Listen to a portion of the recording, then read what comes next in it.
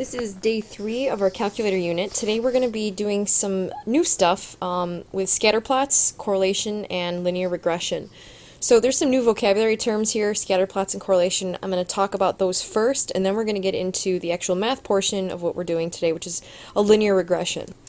Alright, so a scatter plot is basically just a graph that shows the relationship between two different variables. Okay, in chapter 3, we wrote lots of equations of lines that represented real-world scenarios. We took, the candy problem, the donut problem, the car rental problem. All those problems had specific points and coordinates that all fit the exact same line. What we're going to be doing today is looking at all sorts of data, like for example here, number of hours studied.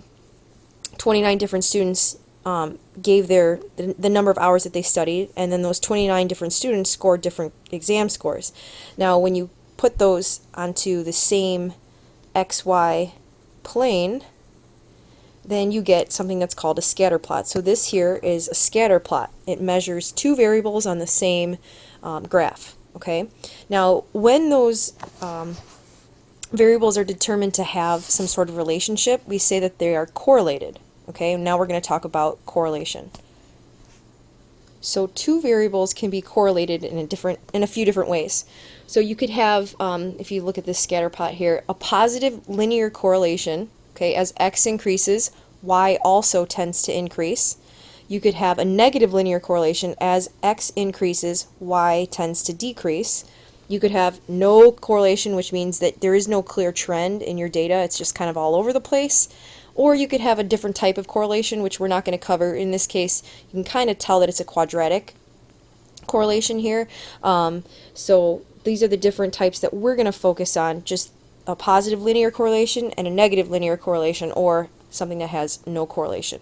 So when you have a positive correlation, you're able to draw a line through that data that fits that data. Okay, it's a line of best fit is what it's called, and that's what we're going to be working on, is a linear regression. It's called a line of best fit.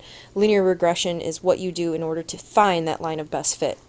So anyway, here's a positive correlation. You're going to see a positive slope, and that's why it's a positive correlation. In this example, I'm just using something that I hope makes sense to you. As the temperature increases on a certain day, the ice cream cone sales also increase. So as one goes up, the other goes up as well. Now, in this case, as x decreases or increases, y tends to decrease. So in this case, as temperature increases, the hot chocolate sales decrease. Okay? And then finally, when you have no trends observed at all, there's really no correlation. For example, shoe size and GPA. Doesn't really matter. One does not affect the other. Okay, now back to our note sheet here. With correlation, we have different types of correlation. So in your calculator, you're going to do something called a regression line, and a variable is going to pop up, r. R represents the linear correlation coefficient. Okay? When you see it, this correlation coefficient, this r variable, is always between -1 and 1. Okay? The closer it is to 1, the stronger the evidence is of a positive association between the two variables. So in other words, if you look at this, this would be a perfect correlation because they all fit on the exact same line. So it has an r, your correlation coefficient is equal to 1. Here, it's pretty close. All these points are very close to that line. They're not exactly on it. So this one here has a correlation coefficient of 0.9. This one is a little bit more all over the place. The points are farther away from that line, so your correlation coefficient goes down. This would be perfect negative correlation, again, because all of those points are perfectly aligned on that line. And here you've got a strong negative correlation, which is why it's -0.9. So everything is in between -1 and 1. Now, the closer that it is to 0, like for example here where it's all over the place, then you have no correlation. So just filling in the blanks here, the closer r is to -1, the stronger the evidence is of a negative correlation. The closer r is to 0, then there's little or no evidence that exists for a linear relationship. Now there's a couple of example problems here. We're going to determine if it's a positive, negative, or no correlation for the following scenarios. So the number of hours spent studying and your final exam score. Well, hopefully, the more hours that you spend studying, the better your exam score will be. So the higher your exam score will be. So as 1 increases, the other one increases as well. So this is a positive correlation. Okay. For the next one, eating a good breakfast and doing well in school. Well, the more breakfast that you eat, the better you do in school. There's not really a great correlation here, but they do say that a good breakfast gets you, your body going, I guess. But for this example, I don't really necessarily have to eat more to do better, so this has no correlation in terms of following a straight line. Now, the next one, number of hours spent working out and weight in pounds that you lose. So the more hours you spend working out, the more the weight you actually lose. Now, this makes it sound like it would be a negative correlation, but this is actually positive, because as you increase the number of hours spent working out, you also increase the number of pounds lost. So there's an increase in pounds lost. Okay. If we were just looking at weight, then this would be a negative correlation. So if we weren't talking in terms of pounds lost, we would increase the number of hours spent working. As we increase that, our weight starts to drop. So that would have a negative correlation. But in this case, they were comparing pounds lost, number of pounds lost, not necessarily how much you actually weigh. Okay, for this next portion, you're going to need your calculator out. So go ahead and grab that. The first thing you're going to need to do is actually set up your calculator. This is a one-time deal only. After you do this, you won't have to do it again, but you have to do this in order to be able to do a scatter plot and a linear regression. So you're going to follow step 1 here. So the first thing I want to do is hit the stat button. This is where you're going to find most of the stuff that we're working with now, because we're working with statistics. We're getting a lot of data, so you're going to be in the stat button a whole lot. So hit stat, scroll down to 5, set up editor, and hit enter. Alright, the second part now is to hit second, and then all the way down here at 0, the catalog button. We're going to scroll down to diagnostics on. I've already done this on this calculator, but I'll just show you a shortcut too. See how that's an alpha key here? You can hit D, and it'll take you to all the D variables, or anything that starts with a D. Just sort of takes you quickly to that spot instead of having to sit here and scroll to it. So once you're there, hit enter, and now I'm ready to go. Alright, now we want to enter some data into some lists.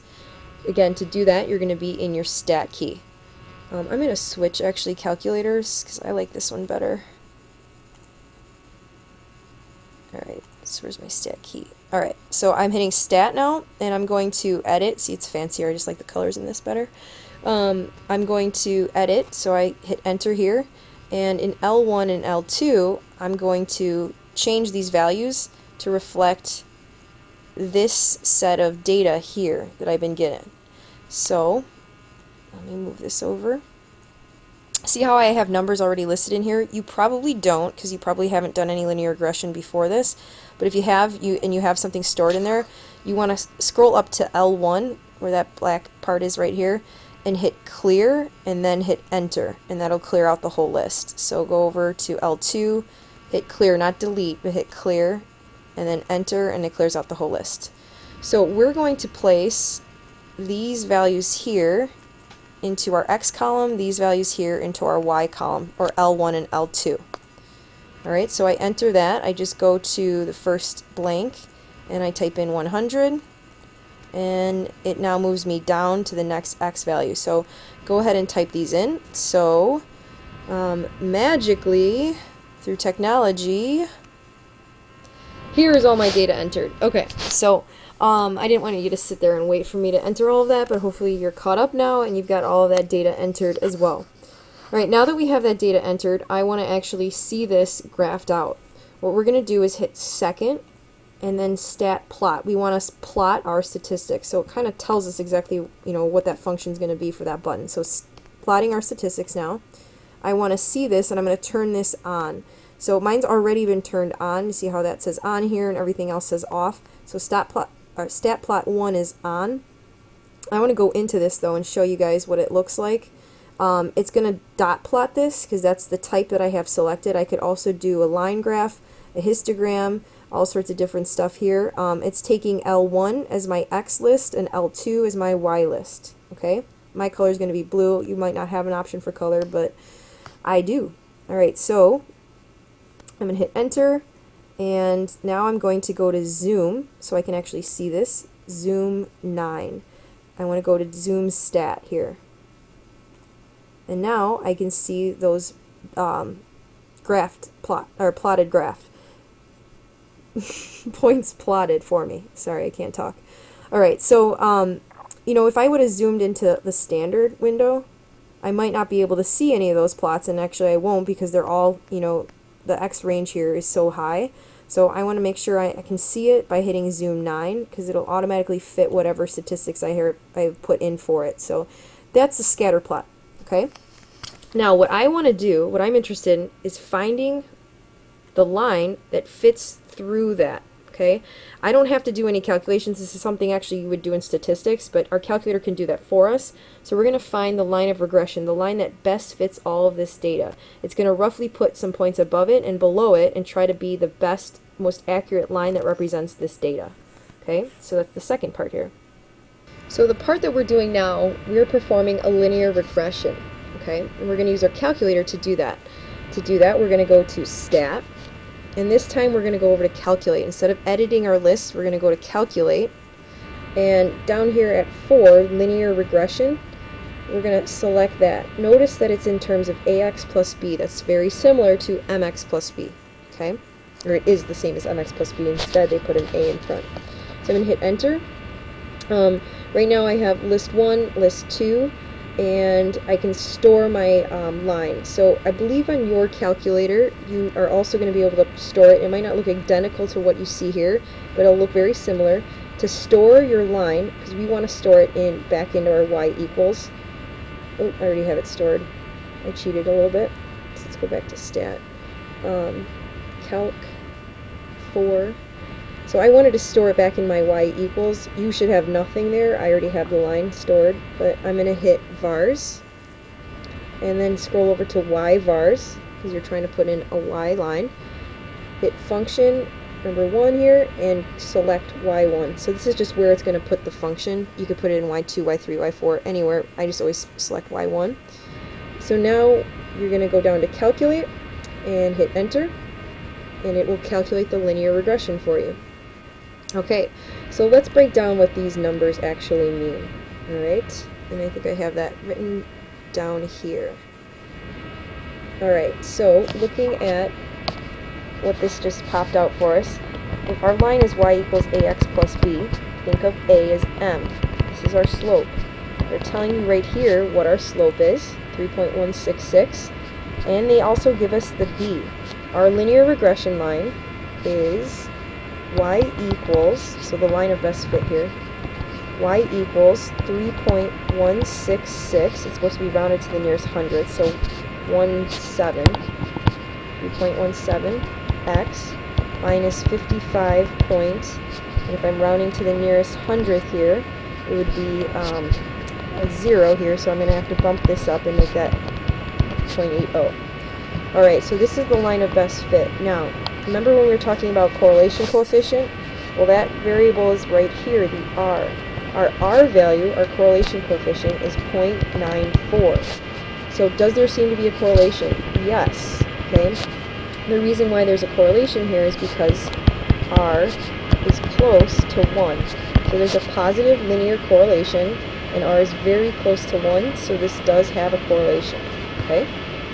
Alright, now going back to our calculator, I want to see that line that I've already got stored now. You should have it stored also back in here. Your stat plot should be on. When you try to graph something else for your test, make sure you turn this back off. Because again, when you graph like normal functions and you're not trying to do statistics, then this is going to get all goofy. So you might have to turn this on and off as you do a linear regression or a regular problem. Anyway, so I want to graph this, so I'm going to hit graph, and now I'm going to see the line appear through that data. Pretty sweet, huh? Totally. I'm sure you guys are so excited right now. Anyway, what I want to do is answer some questions that are really, really similar to our model problems from Chapter 3. We're going to interpret slope, we're going to interpret the y-intercept, all sorts of stuff. So, actually, you know what? I never introduced you to this problem the proper way. So I want to look at this and say, the data collected is on the club head speed for each ball swing and the distance the ball traveled afterwards. So you're noticing, hopefully, that this had a positive correlation, which means the faster you swing the ball, or the club, then the farther the distance. So as the swing in the club increases the speed, the yards also increase. So that's why you get a positive correlation. And you can see that positive correlation, one in the R value, because it's positive, but also because your slope is also positive. Okay? Alright, so interpreting the slope here, since we used distance, it was the change in the distance, that was our y. And y over x is change in distance over the change in club speed. So you have an increase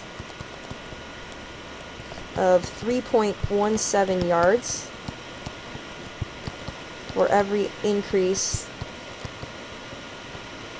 in miles per hour. Okay? So for every one increase in 1 mile per hour. Okay, now typically for part D here, when it says what is the horizontal intercept and what does it represent in the real world, I would want you to find the zero of the function by using your calculator. I'm going to take the shortcut right now just because we're running kind of out of time here. And I've got 3.17 x minus 55.80. So in this function, I'm just going to let y equals 0 and solve for the x. And when I do that, I end up with x equaling 17.6. I believe that's what I got. Yeah, 17.6. So what this is saying is that at 17.6 miles per hour, the club head speed, you're going to drive the ball 0 yards. Well, this really doesn't make any sense, because even if you hit it with some speed, it should go somewhere, right? It might not go a whole, very far, but it's going to go somewhere. So this doesn't have any real-world significance here. Okay. In part E, it says, what is the vertical intercept and what does it represent in the real world? So this time, it's kind of nice, I'm already given the vertical intercept, right? It's inside my problem here, or it's in the linear regression. So I have the point 0, negative 55.8. So this is saying that at 0 miles per hour, if you swing the ball at the club at 0 miles per hour, your ball will travel a distance of negative 55.8 yards. This really makes no sense. This has no significance because, one, if you went 0 miles per hour, then the ball's not going anywhere. If anything, it should be 0, 0. And again, you can't have negative distance. So this is really insignificant as far as in context to the real world. Now, part F, predict the distance a golf ball will travel when hit with a club speed of 99.6. This is saying let x equal 99.6. Okay? So I go back to my calculator here and I can ask it to find that value for me. Let's go to zoom stat so I get a better picture. There we go. So if I want to let x equal 99.6, I'm going to go to second calc value and type in 99.6. And I get that output of 259.547. So y equals 259.55. So this is saying that it will travel about 260 yards. Okay, so approximately 260 yards. Next one, how fast would you need to swing the club for a distance of 300 yards? This time we're going to say let y equal 300. And let's go back to your calculator. You guys should know what to do at this point. You're going to go into your y equals here, type in 300, hit graph, and see where that line crosses your graph here. Now, I'm not seeing it pop up. I want to check my window then. Notice how the max here doesn't go beyond 300. So I'm going to change that y max so that I can see the graph intersect here. And I'm going to put in like 320. It's going to slightly change the way it looks, but now I should be able to see the intersection. It looks like it's way far out here. So I'm going to increase now my x max I'm going to scroll down to X max. Let's make that, I don't know, 150. Hopefully now it'll graph that line.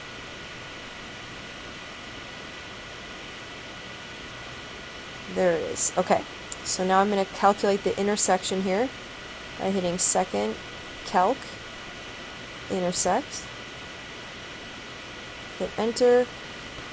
First curve, just hit enter, second curve, hit enter, and it should pop up after you hit guess with the intersection 112. So I'm supposed to swing at 112 miles per hour to drive that ball 300 yards. Okay? And we're going to talk tomorrow about this. When we get so far out of our data set that we have a point that's way, way far out of our data, what that means as far as how accurate our data and how accurate our prediction for the model is going to actually be. Alright, I believe that is the last question. Very nice job. I will see you guys in class tomorrow. Email me if you guys have any questions at all. Bye-bye.